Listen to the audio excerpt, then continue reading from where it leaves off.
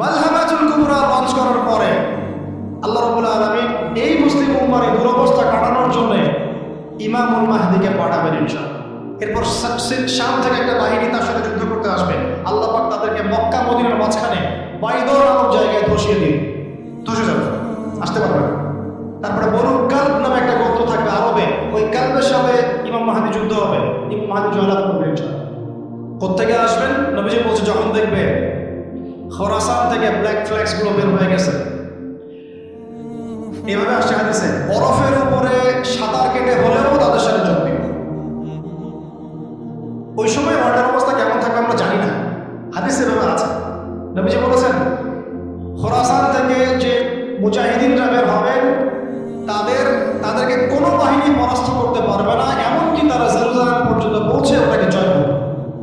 হাদিস আসছে, কিছু করার নেই। হাদিস সহিহ না জয়ীফ না যান ওলামায়ে কেরামকে জিজ্ঞেস করবেন, এটা হাদিস আছে, কিছু করার নেই। পৃথিবীর ভবিষ্যৎ দেখা হয়ে গেছে। ইমামুল মাহদি এখান থেকে মদিনা থেকে তিনি পালিয়ে চলে আসবেন মক্কায়। তিনি নেতৃত্ব নিতে চাইবেন না, মানুষ জোর করে তাকে নেতৃত্ব দিবে। হাজার আসওয়াদ এবং মাকাম ইব্রাহিমের মাঝখানে তার হাতে বায়াত নেওয়া হবে। কতজন বায়াত দিবেন? 313 জন। 300। এরপর শাম থেকে একটা বাহিনী তার সাথে যুদ্ধ করতে আসবে। আল্লাহ পাক তাদেরকে মক্কা মদিনার মাঝখানে বাইদর নামক জায়গায় ধসিয়ে দিন, ধসে যাবে, আসতে পারবে না।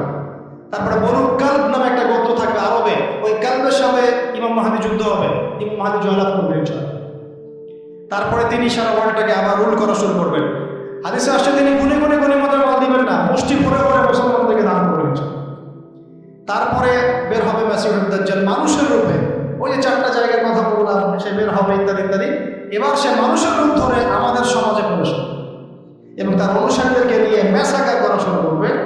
কিন্তু মুসলিমদের মধ্যে একটা বাহিনী শেষ পর্যন্ত তার সাথে যুদ্ধ করতে থাকে, শেষ পর্যন্ত। লা তুকাতিলুন আলিয়া, এমনকি গাছের পিছনে ওরা লুকালেও আল্লাহ নবী বলছেন যে গাছ পাথর কথা বলবে আমার পিছনে আছে, এই সময় হতে হতে হতে হতে যখন মুসলিমরা একটু কোণঠাসা, আল্লাহ পাক পাঠাবেন আসমান থেকে ওই মাসিহকে, যে মাসিহকে তারা চিনতে পারে। ওরা যাকে মাসিহ মনে করছে, তাহলে এই মাসিহটাকে এই মিথ্যা মাসিহ কথা বুঝতে পারছেন? তাহলে সবচেয়ে বড় প্রতারণার শিকার কারা হচ্ছে? এই ইহুদিরাই। এই বিশ্বের সবচেয়ে বড় প্রতারণার শিকার তারাই হচ্ছে। মাসিহুদ দাজ্জাল ওদেরকেই প্রতারণা করছে, বুঝতে পারেন কথা? ওদের সাথেই সবচেয়ে বড় প্রতারণা হচ্ছে। ওরা মনে করছে এই সত্যিকারের মাসিহ, সে আসলে আমরা বিশ্ব রুল করবো। বিশ্বের সত্যিকারের মাসিহ নয়। ঈসা ইবনে মারইয়াম আসবেন কিভাবে সেটাও এসেছে। 2 জন ফেরেশতার কাঁধে ভর দিয়ে তিনি নামবেন শাম অর্থাৎ সিরিয়ার দামেস্ক শহরের মধ্যে। কোন শহর? দামেস্ক। এই জায়গাগুলো খুব বরকতময়। আল্লাহ নবী দোয়া করেছেন, আল্লাহ শামে বরকত দাও, আল্লাহ ইয়েমেনে বরকত দাও, আল্লাহ শামে বরকত দাও, আল্লাহ ইয়েমেনে বরকত দাও। আর মুসলমানরা বলছিল আল্লাহ রাসূল আমাদের নাজদেও বরকত দিতে বলেন, আমাদের নাজদেও বরকত দিতে বলেন। আল্লাহ নবী বলছেন যে নাজদে বরকত না, বরং ওখান থেকে ভূমিকম্প বের হবে, ওখান থেকে শয়তানের শিং বের হবে। চিন্তা করে, ওই যে বললাম নাজদিরা তুর্কিদের বিরুদ্ধে যুদ্ধ করেছিল, অটোমান এম্পায়ারের বিরুদ্ধে যুদ্ধ করেছে ব্রিটেনের সাথে হাত মিলিয়ে। ওরাই এখন সারা বিশ্বে, বাংলাদেশের লেসপেন্সার আছে, বাংলাদেশের বহুত লেসপেন্সার আছে। তারা বলে ওই যে দেখবেন যে যখনই আমরা এগুলো নিয়ে আপনাকে সচেতন করতে চাই, মানে এরা তো খারাজি হয়ে গেছে, উগ্র হয়ে গেছে, এই হয়ে গেছে, সেই হয়ে গেছে, এভাবে করে গভর্নমেন্ট প্রশাসন সবার কাছে আমাদেরকে বিতর্কিত করার চেষ্টা করে। অথচ আমরা কি কারো শত্রু? আমরা কি এই আলোচনাগুলো করে ওয়ার্ল্ডের প্রেক্ষাপট বদলাতে পারবো?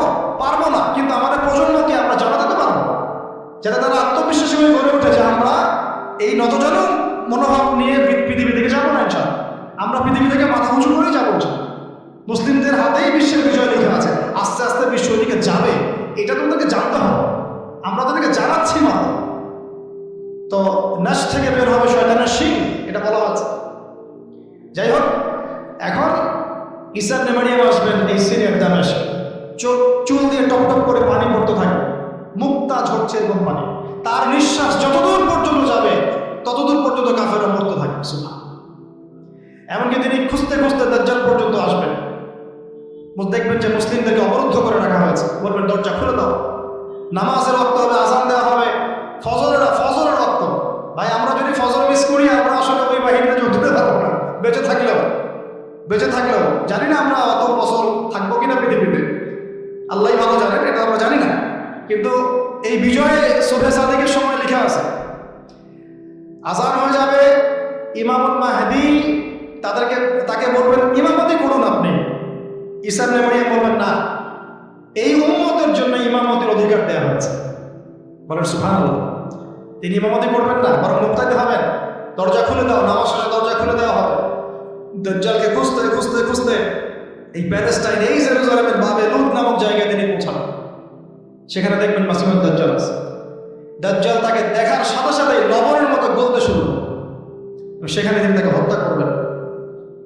একজন একজন করে এই সন্ত্রাসী যারা এখন এই নিরীহ মানুষদেরকে হত্যা করছে, এদেরকে হত্যা করা হবে একজন একজন করে, একজনকে ছাড়া হবে।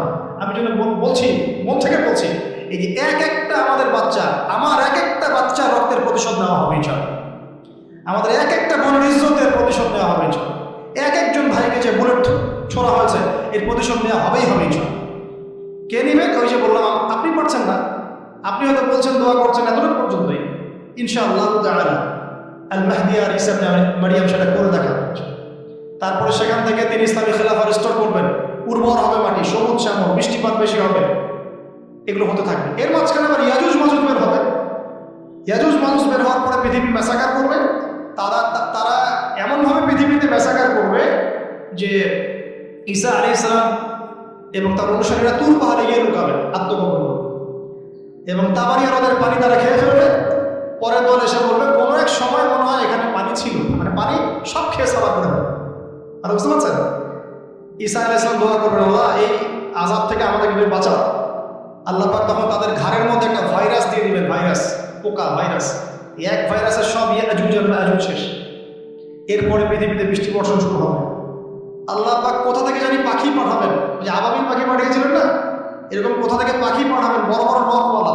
এরা আমাদের দেহগুলো উঠাবে, মহাবিশ্বের কোথাও দিয়ে ফেলে দিবে, জানি না আমরা কোথায়। এগুলো রূপ কথা মনে হচ্ছে না অনেকের কাছে, এগুলো সত্য, হাদিস আসছে। একটা শব্দ শোনো। এরপর 40 বছর এভাবে চলে যাবে, ঈসা আলাইহিস সালাম ইন্তেকাল হবে। তারপরে হাদিসে আসছে মানুষ আবারও খারাপ হওয়া শুরু করবে। এত খারাপ হবে, এত জঘন্য হবে যে আল্লাহ শব্দটা বলার মতো একটা মানুষ আর নেই। একটা মিষ্টি মৃদু একটা বাতাস আসবে, এই বাতাস মুমিনদের বগলের নিচ দিয়ে প্রবাহিত হবে এবং যার অন্তরে এক সরিষা দানা পরিমাণ ঈমান আছে, ওই বাতাসে তার জান কবজ হবে। বাকি থাকবে সব এই যে গরু, ছাগল, হাঁস, মুরগির মতো মানুষ, গবাদি পশু। আল্লাহ বলার মতো মানুষ নাই, রাস্তা মরে মরে জেনা করবে। এটা আরো অনেক পরের কথা, অনেক পরের কথা। আমরা ওই যুগ দেখতেও চাই না, বাঁচতেও চাই না ওই যুগে, তাই না ভাই? আল্লাহ পাক বলছেন এরপরে, আল্লাহ রাসূল সাল্লাল্লাহু আলাইহি ওয়াসাল্লাম বলছেন এরপরে একদিন সকালে হঠাৎ করে দেখবে কেনা বেচা করতে করতে, কথা বলতে বলতে, পানি পান করতে করতে, খাবার খেতে খেতে এই যে পশ্চিম দিক থেকে সূর্য উঠে গেছে। তার মানে কি ওই দিন কিয়ামত হবে। এবং এটা এত ফাস্ট হবে, এত দ্রুত হবে। আল্লাহ রাসূল সাল্লাল্লাহু আলাইহি ওয়াসাল্লাম বলেছেন যে কেউ বাসায় ফিরে যাবে, আহাল পরিবারের সাথে একটা দেখা করবে, এই সুযোগ পাবে একদম ইনস্ট্যান্ট নেচার। একটা বজ্রনি না, প্রচন্ড মানে শব্দ, এর বিকট একটা শব্দে পুরো মহাবিশ্ব তোলপাড় সৃষ্টি হয়ে যাবে। শেষ। এই হলো সিংহার প্রথম সুখ, শেষ স্বপ্নে। এই যে আমাদের এত বাহাদুরি, এত কিছু সব শেষ, মানে পৃথিবী আস্তে আস্তে ওর শেষের দিকে যাচ্ছে। এগুলো ভাই বিশ্বাস করেন, পৃথিবীর সমস্ত সংগঠন, জালেম, কাফের, ফাসিক, মুশরিক, মুনাফিক যা আছে পৃথিবীতে একত্রিত হয়েও এই সত্যটাকে কেউ টলাতে পারবে না। আমরা সারা মুসলমানরা মিলেও যদি এই সত্যটাকে টলাতে চাই, পারবো না। মানে আস্তে আস্তে আলটিমেট গোল এটাই পৃথিবীর। এরপরে কিয়ামত, তারপরে আপনারা জানেন কি হচ্ছে, ফামান ইয়া'মাল মিসকালা যাররাতিন খায়রান ইয়ারা। এক চুল পরিমাণ যদি ভালো কাজ কেউ করে থাকে তাকে সেটা দেখানো হবে। ওয়া মান ইয়া'মাল মিসকালা যাররাতিন শাররান ইয়ারা। এক চুল পরিমাণ খারাপ কাজ আমরা কেউ করে থাকলে দেখানো হবে। তবে যারা লা ইলাহা ইল্লাল্লাহ এই তাওহীদের উপর থাকবে, যত বড় গুনাহ করুক না কেন আল্লাহ মাফ করে দেবেন ইনশাআল্লাহ। কারণ আমাদের জন্য নবী সাল্লাল্লাহু আলাইহি ওয়াসাল্লাম সুপারিশ করবেন। তাই বলে কি আমরা গুনাহ করতে থাকবো এখন? এটা নবী সাল্লাল্লাহু আলাইহি ওয়াসাল্লামের শান, তার মর্যাদা। আল্লাহ রাসূল সাল্লাল্লাহু আলাইহি ওয়াসাল্লাম এই কথা বলে গিয়েছেন যে কবিরা গুনাহগার মুসলমানদের জন্য আমি সুপারিশ করব। তাওহীদের উপর যারা থাকবে ইনশাআল্লাহ জান্নাত, শিরকে থাকলে, কুফরিতে থাকলে জাহান্নাম ছাড়া কোনো গতি নেই। এই হলো পৃথিবীর শেষ। আমরা তো জান্নাতে যেতে চাই কি চাই না ভাই? তাহলে এখন আমরা জানি যে এই অবস্থা কেন হচ্ছে, কেন জেরুজালেম নিয়ে এত কিছু হচ্ছে, কেন ওখানে ওরা এত অত্যাচার করতেছে। ওরা কি চায়? ওরা চায় এই জায়গা শুধু না, পুরো হোলি ল্যান্ডটা দখল করতে চায়। তারা দাজ্জালের জন্য মঞ্চ প্রস্তুত করতে চায়। সোজা কথা, তারা মুসলিমদেরকে সেখান থেকে বের করে দিয়ে ওই জায়গাটা একটা দাজ্জালের স্টেট কায়েম করতে চায়। সেখান থেকেই মাসিহুদ দাজ্জাল বিশ্বকে নেতৃত্ব দিবে, এমনটা আসতেছে ভবিষ্যৎ। তবে সেই নেতৃত্ব, সেই রাজত্ব, সেই ক্ষমতা চিরস্থায়ী হবে না। মুসলিমরা আবার জেগে উঠবে ইনশাআল্লাহ। ওই জায়গায় ঈসা আলাইহিস সালাম যতক্ষণ খিলাফা কায়েম করছেন না, কিয়ামত হবে। তো এখন আমাদের কাজ কি বলেন? চুপচাপ গল্প শুনলাম, হাত মুড়িয়ে বসে থাকবো? আমাদের আমাদের ক্ষমতার মধ্যে আমরা কি করতে পারি? আমরা কি প্রত্যেক 5 ওয়াক্ত নামাজে আমাদের ভাইদের জন্য দোয়া করতে পারি? পারি কি না ভাই? পারি কি? খাবো কিভাবে ভাই? আমাদের ভাইরা পানি পাচ্ছে না, আমাদের বোনরা ওখানে বাচ্চার লাশের টুকরো নিয়ে দৌড়দৌড়ি করতেছে। ওদের খাবার বন্ধ করে দেওয়া হয়েছে, পানি বন্ধ করে দেওয়া হয়েছে, ইলেকট্রিসিটি নাই, ইন্টারনেট নাই। বোম্বি এরকম একটা অবরুদ্ধ করে, একটা এতটুকু জায়গার মধ্যে 22 লক্ষ মানুষকে অবরুদ্ধ করে বোম্বি করা হচ্ছে। কিভাবে খাবো আমরা? এটা আপনি ব্যথিতও না হতে পারি, তাহলে আমার মধ্যে ইমানের কি বাকি আছে? আমাদের সুযোগও নাই যে আমরা সবাই 10-20 টাকা করে তুলে রাষ্ট্রীয়ভাবে একটা বড় তহবিল পাঠাবো। সেই সুযোগটা আমাদের কাছে বন্ধ করে দেওয়া হচ্ছে। পারবেন না? এখানে অনেক প্যাচ আছে, এখানে অনেক প্যাচ আছে, অনেক ব্যাপার স্যাপার আছে, ওয়ার্ল্ড অ্যাফেয়ার্স, এগুলো আপনারা বুঝবেন না। আর অনেক ক্ষেত্রে আমাদের পলিটিশিয়ানরা মাসুম, কিছু করার নাই। তারা যদি চাও তাও কিছু করতে পারবে। এইভাবে আপনাদের হাত পা আমাদের বেঁধে ফেলা হচ্ছে চতুর্দিক থেকে। তো আমরা তো দোয়া করতে পারি কমপক্ষে, নাকি? প্রত্যেক ফরজ নামাজে দোয়াটা করতে পারি তো? কুনুতে নাজেলা পড়বেন, কুনুতে নাজেলা মানে জালেমের উপর বদদোয়া, এটা পড়বেন শেষ রাতে। ইনশাআল্লাহ আল্লাহ পাকের কাছে দোয়া করলে আল্লাহই ফয়সালা করবেন। আমরা দোয়া করবো, আমাদের মুসলিম ভাই বোনদেরকে আল্লাহ হেফাজত করবো। তাদেরকে আল্লাহ পাক যেন খাবারের ব্যবস্থা করে দেন, পানির ব্যবস্থা করে দেন, তাদের জান মাল সম্মান যেন আল্লাহ হেফাজত করেন। আল্লাহ পাক তাদেরকে জালেমের হাত থেকে যেন হেফাজত করেন। আমরা সব ধরনের জুলুমের বিরুদ্ধে। অন্যায়ভাবে কোনো অমুসলিমকে হত্যা করা যায় আছে? নাই। এখানে অনেকে অনেক প্রশ্ন তোলেন,